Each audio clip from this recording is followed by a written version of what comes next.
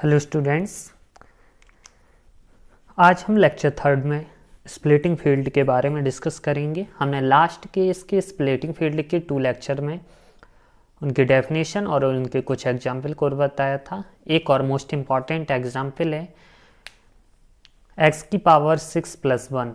अगर ये काफ़ी ज़्यादा बार एग्ज़ाम में पूछ लिया जाता है, इसकी डिग्री हम कैसे फाइंड करते हैं।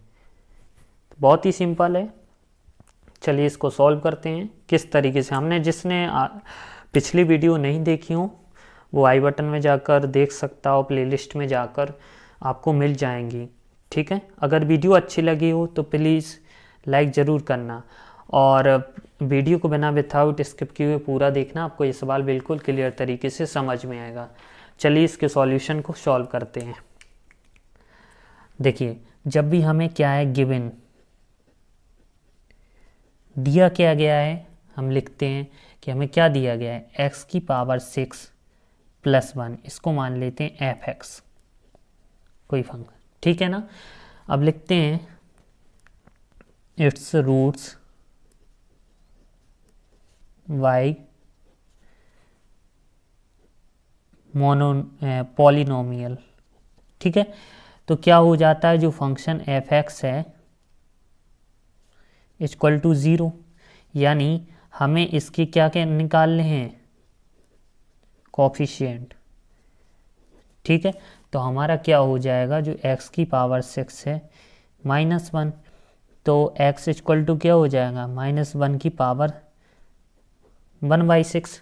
यानी देखिए, सबसे पहले हमें इक्वेशन को देखना है, इक्वेशन में देखना है उसकी पावर क्या है।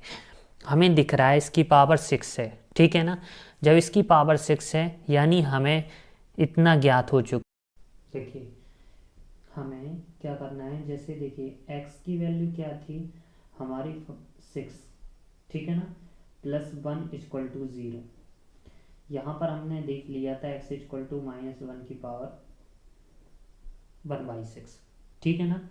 अब हमें क्या करना है इधर कि जो -1, यानी हमें पता है जो हमारा x है, x के कितनी हमें वैल्यू फाइंड होंगी, 6 वैल्यू। ठीक है ना, तो इसके लिए हम क्या करेंगे, -1 भी देखते हैं कि -1 को क्या लिख सकते हैं, cos pi plus i sine pi. ठीक है ना, क्योंकि cos पाई की वैल्यू 0 या साइन पाई की वैल्यू -1, तो ये हमारा क्या हो जाएगा, सॉरी cos पाई की -1, ये हमारा 0 हो जाएगा। ठीक है ना, तो हम इस तरीके से लिख सकते हैं। अब इसको अगर हम एंगल की तरीके से लिखें तो i equal to cos 2n pi plus pi plus i sine 2n pi plus pi. ठीक है ना, अब हमें क्या करना है कि x इक्वल टू -1 की पावर 6 है, तो -1 की पावर 6 जब इसके नीचे आएगी तो क्या हो जाएगा, cos, दोनों में से कॉमन आ रहा है 2 पाई, तो 2n प्लस 1 इधर बचा 5, इसको हम 6 को नीचे भेज देंगे। इसी तरह इसी में आ जाएगा sine i sine 2n plus 1 पाई/6। ठीक है ना, इतना आपको समझ में आ रहा होगा। अब क्या करना है कि जो n है, अब हमें कितने मान निकालने थे, 6 मान निकालने हैं, तो n इक्वल टू हम वैल्यू रखेंगे 0 1 2 3 4 5, यानी 1 2 3 4 5 6 कितनी वैल्यू हमें मिलेंगी, 6 वैल्यू। ठीक है ना, 6 वैल्यू। तो हमें क्या करना है, n को हमें यहाँ पर n इक्वल टू 0 रख के देखना है, 1 2 3 4 5। तो हम क्या करते हैं, रख के देखते हैं, इस तरीके से हम इसके मान को निकालते हैं। तो चलिए, जब हम फर्स्ट टाइम हम यहाँ पर रखेंगे x equal to sorry n equal to 0, ठीक है ना। जब हम n इक्वल टू 0 रखते हैं तो हमें क्या प्राप्त होता है, देखिए cos, ये पूरा 0 हो जाएगा, इधर क्या बचेगा पाई/6, यहाँ पर i साइन, यहाँ पर कितना बचेगा पाई/6। ठीक है ना, यहाँ पर भी तो हम जानते हैं यहाँ पर cos पाई/6 और साइन पाई/6, इसकी वैल्यू क्या होती है √3/2 और π/6 की वैल्यू क्या होती है 1/2। 2 इसका एलसीएम आ जाएगा तो हो जाएगा √3 + i/2। इस फर्स्ट पर हमारी वैल्यू क्या प्राप्त हुई है, ये वैल्यू प्राप्त हुई है। हम क्या निकालेंगे n बराबर फर्स्ट पर, तो n बराबर फर्स्ट पर इनकी वैल्यू निकालेंगे तो कितनी निकलेगी, यहाँ पर हो जाएगा कॉस कितना हो जाएगा 2, 2 × 2 3 π/6 और प्लस i sin 3 π/6। तो इसकी जो हम वैल्यू निकालेंगे 3 × 2 = 6, ये क्या हो जाएगा 90। तो cos 90 की वैल्यू 0 होती है, sin 90 की वैल्यू होती है 1, तो ये हो जाएगा हमारा क्या i। ठीक है ना। तो हमारी सेकेंड n = 1 पर क्या मिल रही वैल्यू i। हम कौन सी वैल्यू निकालेंगे, थर्ड वैल्यू निकालेंगे। तो चलिए चलते हैं थर्ड वैल्यू देखते हैं। तो n = 3 के लिए, ठीक है ना। तो n = 3 के लिए क्या करते हैं, सबसे पहले cos 3 × 2 = 6 7 π/6, यहाँ पर हो जाएगा i sin 7 π/6। ठीक है ना। तो जब इनकी वैल्यू हम निकालेंगे तो हमें क्या प्राप्त होगी, देखिए यहाँ पर 7 π/6। जब हम इस तरीके अगर अपनी भाषा में हम इसको लिख दें तो ये हो जाएगा cos, ठीक है ना। यहाँ पर 0 1 सॉरी, फिर हम 2 को गायब करें, 2 करना है, n = 2 रखेंगे तो 2 2 × 4 1 5, यहाँ पर 5/6, यहाँ पर भी 5 π/6।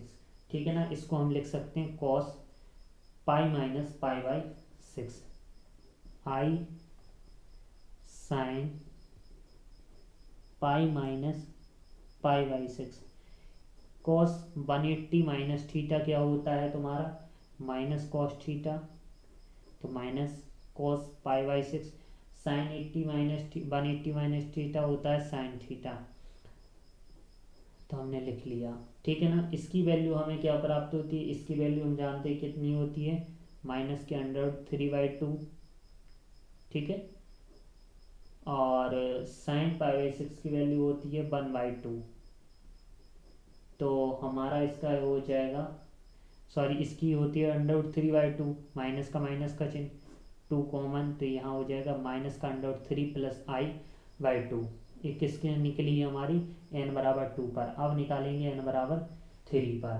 तो n = 3 पर हमारा हो जाएगा cos 7 π/6 + i sin 7 π/6।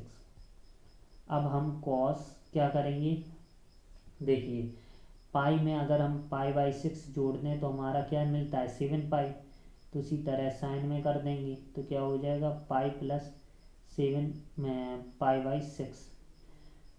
cos 180 + theta हमारा क्या होता है -cos थीटा, और यहाँ पर भी साइन 180 + थीटा क्या होता है -sin थीटा, तो -i sin π/6। ठीक है ना, समझ में आ रहा होगा। अब इसकी वैल्यू हम जानते हैं कितनी होती है -√3/2, इसकी वैल्यू होती है -i/2 यानी 1/2। ठीक है, माइनस कॉमन लेते हैं, क्या बचता है √3 + i/2। ठीक है। अब हमें किस पे निकालना है, थर्ड। जो थर्ड वैल्यू हम निकालेंगे बहुत ही सिंपल, n = क्या रखेंगे 4। तो n = हम 4 रखते हैं, n = 4। ठीक है।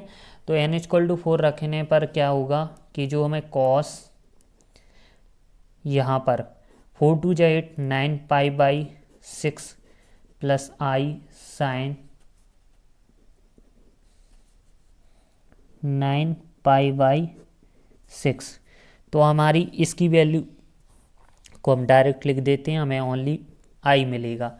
n बराबर इसी तरह 5 की निकालेंगे तो हमें मिलेगा √3 + i/2। ठीक है ना, √3 माइनस आई बाई टू, इसको फाइंड कर लेना। ठीक है, यहाँ पर आ जाएगा तुम्हें, देखिए अगर करोगे तो 12 cos 12 पाई बाई 2 और प्लस है आई साइन 12 पाई बाई 6, 2 नहीं 6। ठीक है ना, जब भी हम इसका सॉल्यूशन करेंगे तो हमारा इतना वैल्यू फाइंड होगी। अब हम लास्ट में लिख सकते हैं, लास्ट में हम क्या लिख सकते हैं, जो हमें x की वैल्यू थी, x की वैल्यू फर्स्ट वैल्यू हमें क्या मिली i, ठीक है ना, सेकंड वैल्यू माइनस आई, फिर प्लस √3 प्लस आई बाई 2, फिर माइनस √3 प्लस आई बाई 2, फिर माइनस √3 प्लस आई बाई 2, और लास्ट वैल्यू जो मिली है √3 प्लस आई बाई 2। ठीक है ना, यहाँ पर तो अब हम क्या किस तरीके से इसको क्या कर सकते हैं, लिख सकते हैं।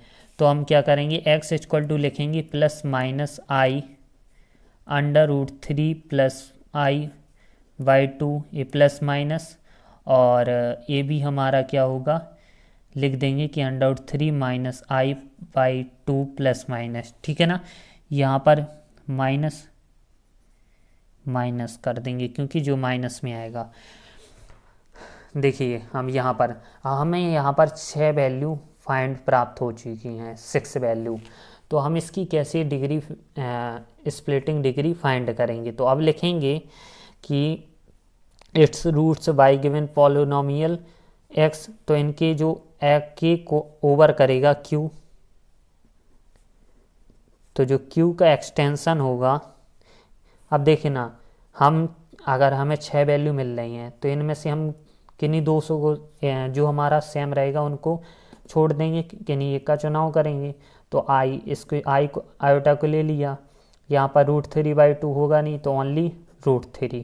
ठीक है ना, इसका एक्सटेंशन, इसका एक्सटेंशन।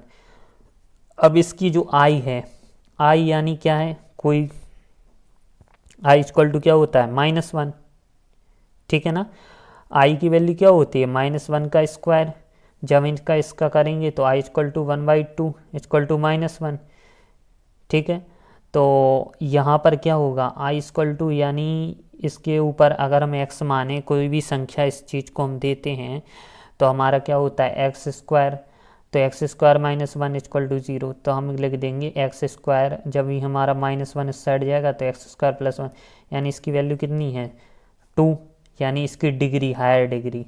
तो यहाँ पर 2 मल्टीप्लिकेशन √3, इसी तरीके से लैम्डा इक्वल टू √3 लेते हैं, तो लैम्डा इक्वल टू 3 1/2, ये ऊपर जाएगा तो लैम्डा 2 इक्वल टू क्या होगा 3, यानी लैम्डा की इसकी वैल्यू कितनी है 2, तो यहाँ पर इसकी डिग्री कितनी हो जाएगी 2, यानी 2 2 जा 4। ठीक है ना, इस तरीके से हम डिग्री फाइंड करते हैं। यहाँ पर किसी जो हमें 6 वैल्यू मिले हैं, 6 पॉलिनोमियल, इनमें से किन्हीं 2 को लेते हैं, जो हमारे सेम होते हैं उनको एक बार ही लिखते हैं। आई आयोटा आयोटा, इसलिए हमने इसे एक बार लिखा है। √3/2 हमने इस तरीके से पहले भी बताया कि आई यानी होता है ओमेगा ओमेगा ओमेगा स्क्वायर, यानी इसका हमारा पूरा आता है प्लस, तो यानी इसकी डिग्री, इसलिए हमने इसको 2 कर दिया है, 2 इसकी डिग्री 2, और इसके जानते हुए इसको हमने बता ही दिया किस तरीके से। इस तरीके से आप ही काफ़ी और सवाल भी आप सॉल्व कर सकते हो। और स्प्लिटिंग फील्ड एक बहुत ही इम्पॉर्टेंट टॉपिक है जो आप पढ़िए, इनके कोई कुछ भी सवाल को सॉल्व कीजिए। यहाँ पर भी डाउट हो तो बताइए। फिर मिलते हैं नेक्स्ट वीडियो में। धन्यवाद।